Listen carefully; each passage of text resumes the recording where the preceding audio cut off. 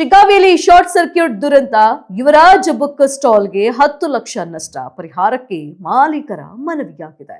ಹೌದು, ಶಿಗ್ಗಾವಿ ನಗರದ ರಾಜಶ್ರೀ ಟಾಕೀಸ್ ಎದುರಿನಲ್ಲಿರುವ ಯುವರಾಜ್ ಬುಕ್ ಸ್ಟಾಲ್ನಲ್ಲಿ ಶಾರ್ಟ್ ಸರ್ಕ್ಯೂಟ್ನಿಂದ ಭಾರಿ ಅಗ್ನಿ ಅವಘಡ ಸಂಭವಿಸಿ ಸುಮಾರು 10 ಲಕ್ಷದಷ್ಟು ಮೌಲ್ಯದ ಆಸ್ತಿ ನಷ್ಟವಾಗಿದೆ.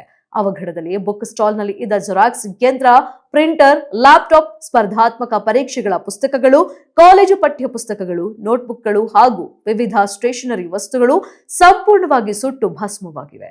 ಅವಘಡಕ್ಕೆ ಶಾರ್ಟ್ ಸರ್ಕ್ಯೂಟ್ವೇ ಕಾರಣ ಎಂದು ಪ್ರಾಥಮಿಕವಾಗಿ ತಿಳಿದು ಬಂದಿದೆ. ಈ ಬುಕ್ ಸ್ಟಾಲ್ ಅನ್ನ ಪ್ರಕಾಶ್ ಬಾರಿಗಿಡಗಿ ಹಾಗೂ ಯುವರಾಜ್ KH ಅವರು ಹಲವು ವರ್ಷಗಳಿಂದ ನಡೆಸ್ತಾ ಇದ್ರು.